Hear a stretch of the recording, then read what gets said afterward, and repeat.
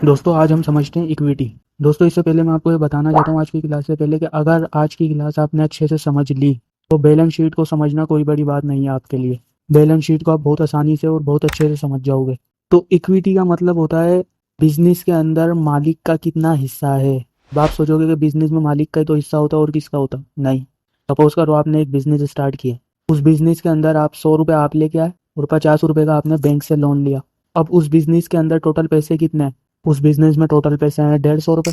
लेकिन उस बिजनेस में आपका हिस्सा कितना है? आप बोलोगे 100 रुपये। और बैंक का आप बोलोगे 50 रुपये। तो ये जो आपका 100 रुपये हिस्सा है ना, इसको हम बोलते हैं इक्विटी। और ये जो 50 रुपये का बैंक का लोन है ना, इसको हम बोलते हैं लाइबिलिटी। और ये जो कंपनी में 150 रुपये पड़े हुए हैं ना, ये है कंपनी के एसेट्स। तो अगर मैं इसको आपको बैलेंस शीट में प्रेजेंट करके दिखाऊं तो इसको इस तरीके से लिखेंगे। 150 रुपये के एसेट इस साइड आ गए, 50 का चूंकि आपने लोन लिया था तो ये 50 की क्या हुई, लाइबिलिटी हुई। लाइबिलिटी दूसरी साइड पे आती है। और 100 रुपये आपने डाले थे तो 100 रुपये क्या हो गए, इक्विटी। तो ये आएगी दूसरी साइड पे 100 रुपये की इक्विटी। अब जब आप दोनों साइड का सम करोगे ना, वो इक्वल आना चाहिए। तो ये 150 रुपये इस साइड आए, 150 रुपये इस साइड आए। इसको हम बोलते हैं बैलेंस शीट। अब जाहिर है इसमें बैलेंस शीट में आपके पास एक ही चीज़ आ रही थी, कैश एसिड्स के अंदर। तो ये तो एक सिंपल मैंने समझाने के लिए बताया आपको। लेकिन जब आप कंपनी की किसी की कंपनी की बैलेंस शीट देखोगे तो उसके अंदर आपको बहुत सारी चीज़ें दिखेंगी।